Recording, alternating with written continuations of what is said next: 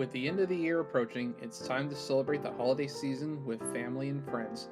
Whether you celebrate Christmas, Hanukkah, Kwanzaa, Boxing Day, or Omasoka, it's one of the most cherished times of the year. However, Christmas is the most popular of these holidays, especially with the plethora of Christmas-themed movies available. There are classics like It's a Wonderful Life, A Christmas Story, and hundreds of adaptations of The Christmas Carol. But for those of you who want something different or sick of Elf, this list is for you. Some of you may remember my list of the 10 best horror films to watch on Halloween back in 2018. Well, this year I've decided to list some Christmas movies that don't get talked about much but are worth watching. Ladies and gentlemen, these are my 12 best alternative Christmas classics. Gremlins. Joe Dante has had quite the cult filmmaking career, from Piranha and The Howling to Explorers and The Burbs. However, his 1984 horror comedy Gremlins broke him into the mainstream, earning over $200 million worldwide on an $11 million budget. The film tells the story of Billy, a young man whose father gifts him a mogwai for Christmas. He names the creature Gizmo, and he's just the cutest, wearing a Santa hat, having expressive ears, and even singing. However, when Gizmo gets splashed with water, 4 other mogwai spawn, turning into nasty gremlins when they eat after midnight. What I love about this movie is how it starts cute and innocuous, only to take a complete 180. It's wild, crazy, bombastic, and a lot of fun, and it even helped to establish the PG-13 rating. So if you enjoy some monster mayhem with your Christmas spirit, check this one out.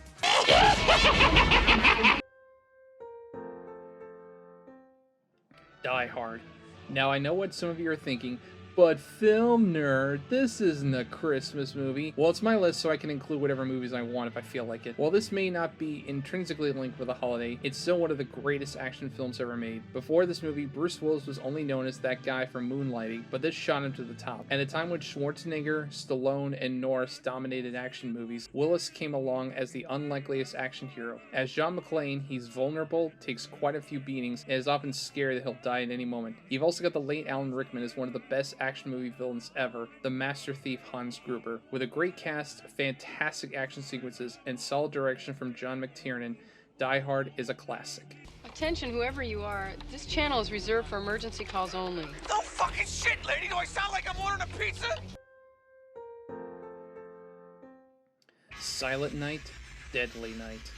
What else can be said about this controversial slasher film that several other reviewers haven't already said? Yes, the movie caused an uproar that ultimately got it pulled from theaters, but it's also an underrated horror film. While most slasher films focus on the victims and barely explain the killer, this film focuses solely on the killer. From his early childhood to the moment he snaps, we see how Billy got to where he ends up. The movie doesn't portray the killings he does in a positive light, but we do feel sympathy for him. Also, the kills may not be overly gruesome, but they're memorable, including a girl getting impaled on deer antlers. Admittedly, there are a lot of slow spots that drag the film, but they're not enough to ruin the experience. All in all, Silent Night, Deadly Night is a slasher film that deserves its cult status.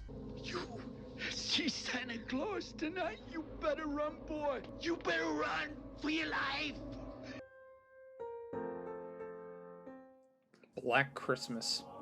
Bob Clark is probably best known for making one of the greatest Christmas films of all time, A Christmas Story. However, a decade prior, he directed another Christmas movie that became a classic for entirely different reasons, 1974's Black Christmas. While Halloween gets all the credit for popularizing the slasher genre, this is the one that established the tropes. You've got the POV shots, the creepy phone calls, an isolated setting, and a popular holiday used as the basis. Throughout the film, there's an ever-present sense of dread where you feel like anything could happen at any moment.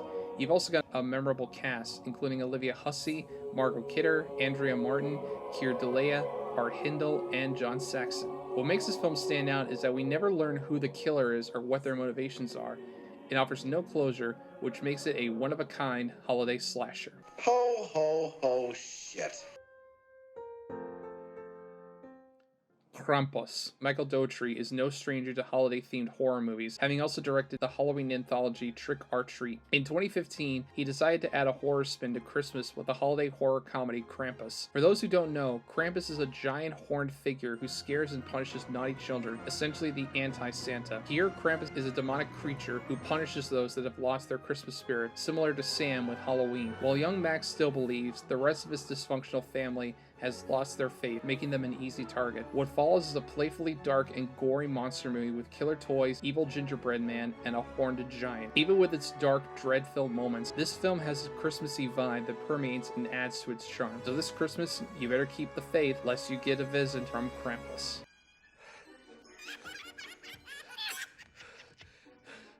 We should have gone to my brother's. Trancers. Much like Die Hard, this 1984 Charles Band sci-fi film isn't intrinsically linked to Christmas. However, it counts since Christmas is mentioned frequently, and there's even a fight scene with a mall Santa. Regardless, this is still a clever and unique time travel story with a great mix of film noir elements. Sure, the film borrows elements from Blade Runner and The Terminator, but these elements are used in uniquely creative ways. What makes this film work so well is Tim Thomerson, who oozes charisma as the futuristic detective Jack Death. His cocky, smart-ass attitude perfectly matches the film's style, and he has fantastic chemistry with the then unknown Helen Hunt. Also, the music by Phil Davies and Mark Ryder complements the futuristic and action-packed sequences, making them more dynamic. With an incredible lead, fun action, and a clever time travel method, it makes sense that Trancers became a franchise. Hashtag Trancers is a Christmas movie. Security, we've got trouble at the North Pole. Christmas Evil.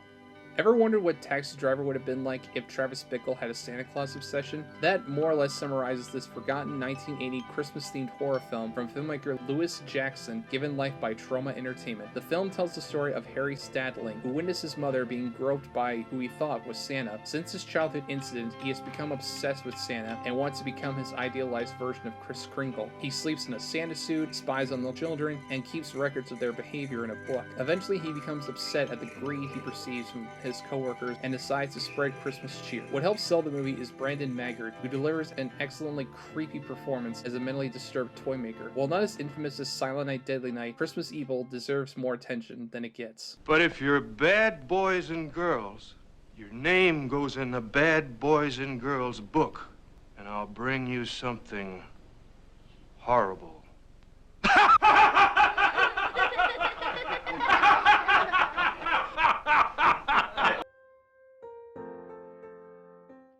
Jack Frost.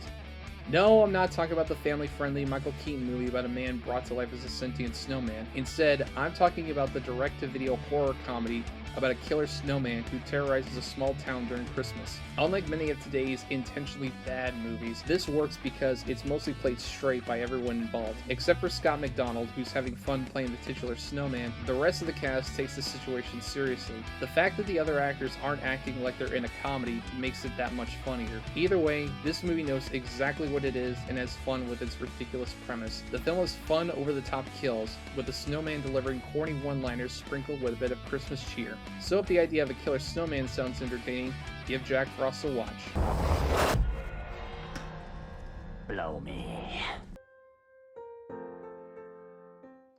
Kiss Kiss Bang Bang. Since watching 3 Days of the Condor, writer-director Shane Black has injected Christmas into many of his projects. Whether it's action classics like Lethal Weapon or multi-million-dollar blockbusters like Iron Man 3, Black loves Christmas. In the middle of those is the 2005 crime thriller Kiss Kiss Bang Bang, which marked Robert Downey Jr.'s comeback. Downey plays Harry Lockhart, a thief who gets flown to Hollywood for a screen test by complete accident. He meets his high school crush, Harmony Lane, Michelle Monaghan, and private investigator Perry Van Shrike, Val Kilmer there. Soon Harry and Perry get involved in a murder case and they have to run around LA figuring out who's responsible. At the heart of this thriller is the dynamic between Downey and Kilmer, leading to some hilarious dialogue between them. With its mix of satire and suspense, Kiss Kiss Bang Bang is an underrated gem. Look up idiot in the dictionary. You know what you'll find? Picture me? No! The definition of the word idiot, which you fucking are.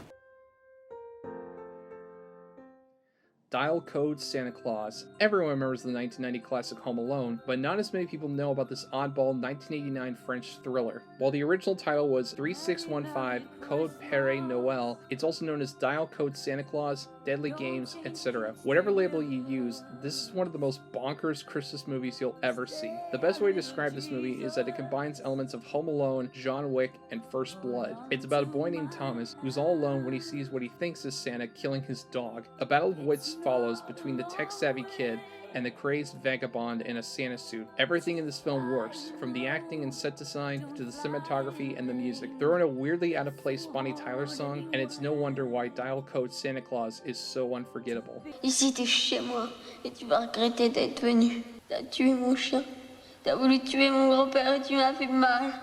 Et tout ça parce que j'ai voulu toi. Maintenant, moi aussi je suis en colère, et t'as beau être le Père Noël, je te jure que tu vas avoir peur.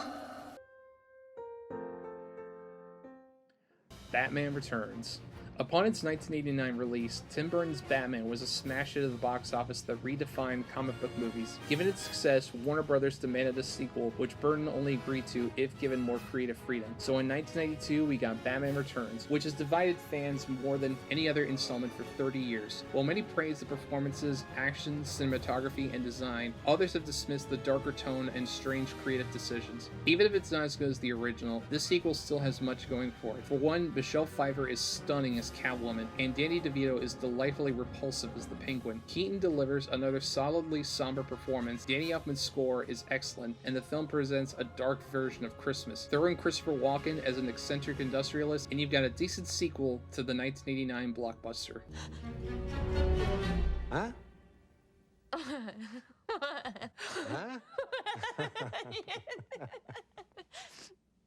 You know, for a second there, you really frightened me.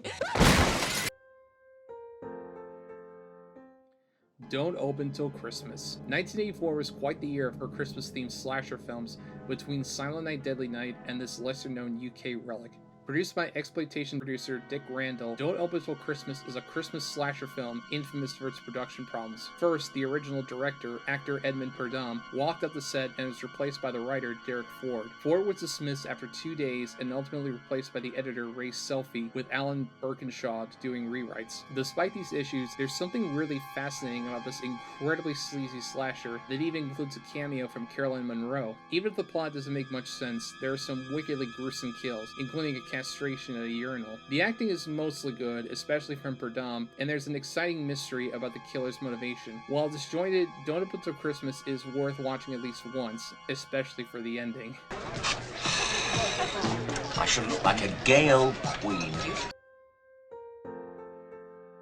So there you have it, my list of the 12 best alternative Christmas classics to watch this holiday season. I'm sure there are probably many more that I overlooked, so let me know in the comments below. Also, let me know what some of your favorite holiday movies are, whether they be classics or something more unconventional. With how crazy this time of year can get, we often forget to spend time with our loved ones. Regardless of what holiday you celebrate, spend it with your friends, family, and anyone else you care about. I want to say Merry Christmas, Happy Hanukkah, Happy Kwanzaa, Happy Boxing Day, and Happy Holidays. Also, I hope you all have a Happy New Year, and may next year be better than the last one. As always, I have more reviews and videos planned, so until then, I'll see you in the next one. Take care.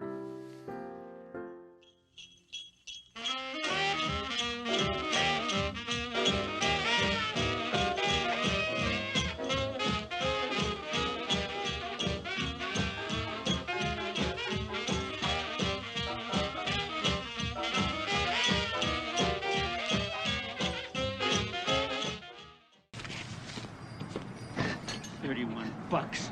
Merry fucking Christmas.